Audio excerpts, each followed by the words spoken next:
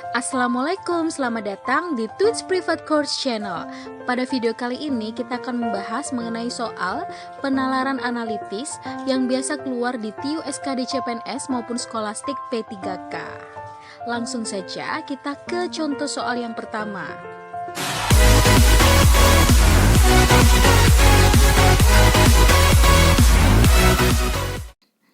Oke, kita ke contoh soal yang pertama. 8 orang A, B, C, D, E, F, G, H sedang rapat menggunakan meja persegi panjang dengan 4 pasang kursi yang saling berhadapan. E dan G duduk di kedua ujung meja pada sisi yang sama. C duduk berseberangan dengan AF. D duduk di ujung meja tepat di hadapan E. H duduk tepat di sebelah B. Jika G dan H tepat berhadapan, yang duduk di sebelah D adalah, kita gambarkan dulu mejanya ya. Jadi terdapat meja persegi panjang yang memiliki 4 pasang kursi yang saling berhadapan. Nah, pernyataan yang pertama, E dan G duduk di kedua ujung meja pada sisi yang sama. Misalkan saya gambarkan E di sini ya, G-nya di sini pada sisi kanan meja. Kemudian C duduk berseberangan dengan AF. Nah, kita kan belum tahu AF itu ada di sebelah kanan atau kiri. Maka pernyataan kedua kita lompati dulu. D duduk di ujung meja tepat di hadapan E. Karena E sudah berada di sini, maka di hadapannya otomatis D-nya ada di sebelah kiri ya, berhadapan. Kemudian H duduk tepat di sebelah B.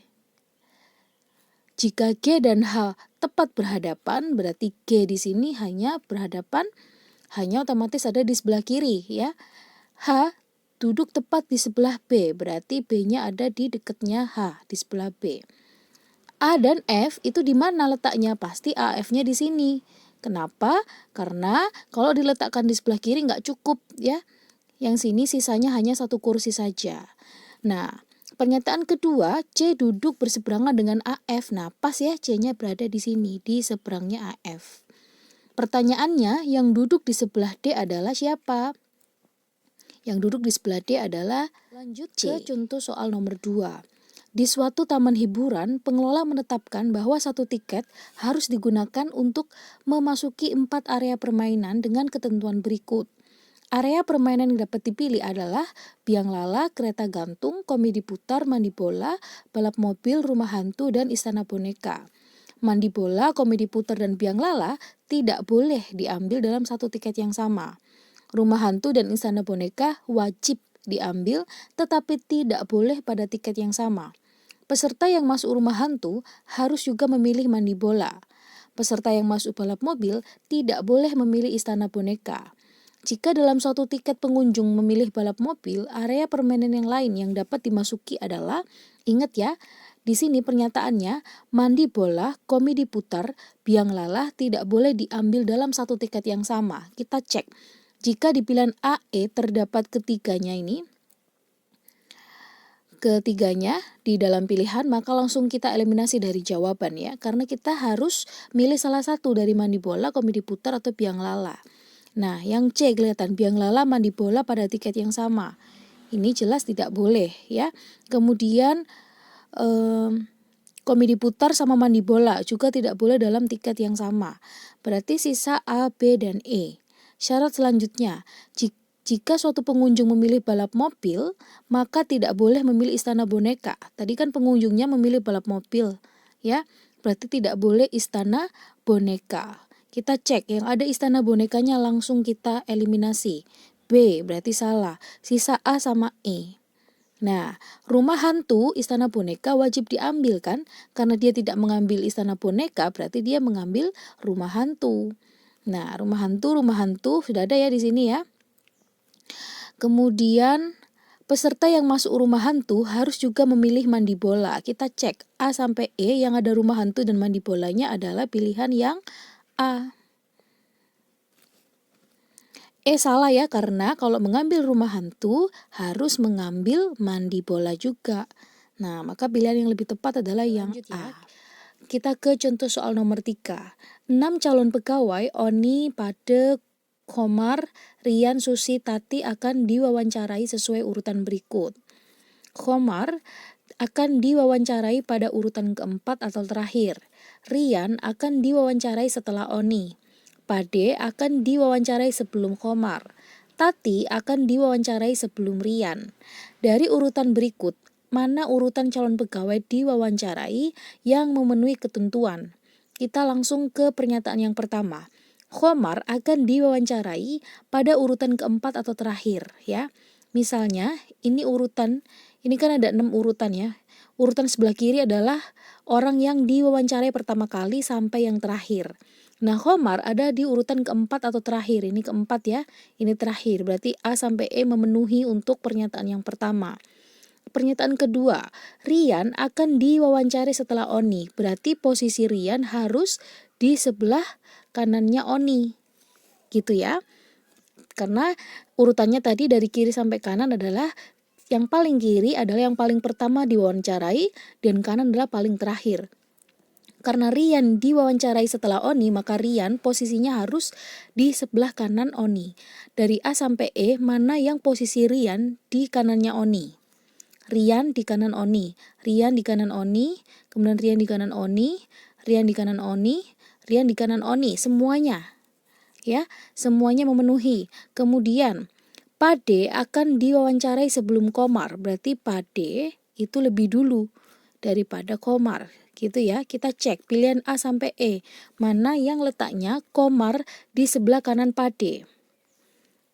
Komar Pade, ini salah ya. Komar Pade, salah. Kemudian Komar di kanannya Pade ini betul, Komar di kanan Pade ini betul, Komar di kanan Pade ini juga betul. Berarti yang dieliminasi adalah A dan B. Kemudian Tati akan diwawancarai sebelum Rian. Berarti Tati itu sebelum Rian. Nah, dari C sampai E, mana yang letaknya Tati di kirinya Rian? Tati di kanan Rian, berarti ini salah.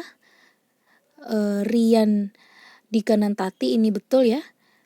Tati di kanannya Rian, ini salah. Berarti jawabannya yang betul adalah yang D. Lanjut ke contoh soal nomor 4. 8 konsumen FGHJ KLMN akan diwawancara oleh peneliti. Sebelum dimulai, ke-8 orang tersebut akan dibagi dalam 2 grup, yaitu grup 1 dan grup 2. Masing-masing grup terdapat 4 konsumen. Pembentukan kelompok tersebut harus sesuai dengan kondisi berikut. F satu grup dengan J. G harus berbeda grup dengan M. Jika H di grup 1, maka L harus di grup 1. Jika N di grup 2, maka G harus di grup 1. Keempat konsumen yang mungkin di grup 1 adalah, ingat pernyataan pertama, F dan J itu harus satu grup. Berarti kalau ada F, maka J juga ada. Di A ada F, J-nya nggak ada, berarti ini salah. Di B ada F, J-nya ada, berarti ini betul. F, J juga ini betul. Kemudian G harus berbeda grup dengan M, berarti GM tidak boleh dalam satu grup yang sama. Pilihan dan E, D dan E itu ada semuanya, G ada M, salah. G juga ada M, salah. Oke, berarti sisa pilihannya adalah B dan C, ya. Jika H di grup 1, maka L harus di grup 1. Kalau di sini ada H, L-nya juga ikut. Jika N di grup 2, maka G harus di grup 1. Kita cek, yang ada G-nya yang siapa? Yang C. Berarti jawabannya adalah yang C. Kenapa kita tidak memilih yang B? FJKM kan juga betul. Iya, bisa jadi betul ya. Tapi kalau misalnya FJKM itu di grup 1, maka yang di grup 2 sisa G, H, L sama N. Nah, padahal di pernyataan keempat menyebutkan bahwa jika N di grup 2, maka G harus di grup 1. Ini artinya G dan N tidak boleh dalam satu grup yang sama. Kalau misalnya kita memilih yang B, maka G dan N itu terletak dalam grup yang sama. Itu nggak boleh ya, sehingga jawaban yang paling tepat adalah yang C. FG, KC. Pada suatu pemilihan kepala desa, terdapat 5 peserta, yaitu A, B, C, D, E. Perolehan suara kelima calon tersebut adalah B lebih banyak dari E tetapi lebih sedikit dari D. Perolehan suara calon E lebih banyak dari A dan A lebih banyak dari C. Calon kepala desa dengan urutan perolehan suara pertama dan keempat adalah, untuk lebih banyak kita pakai simbol ini ya, lebih banyak atau lebih besar. Ini lebih besar atau lebih banyak. Kalau yang ini lebih sedikit. Nah, pernyataan yang pertama, B lebih banyak dari E. Berarti B itu lebih besar atau lebih banyak dari E, tetapi lebih sedikit dari D. Jadi kalau lebih sedikit gini ya. Nah, gitu ya letaknya ya. Perolehan suara calon E lebih banyak dari A. Nah, berarti lebih besar dari A, tapi A lebih banyak dari C. Nah, berarti A-nya harus lebih banyak dari C. Letaknya seperti ini. Kalau mereka berdua pernyataan ini, kalau kedua pernyataan ini digabung, maka letaknya D, B, E, A, C. Ya, maka perolehan suara pertama yang lebih besar adalah yang D dan perolehan keempat adalah yang A. Nah, jawabannya pasti yang D. D dan A.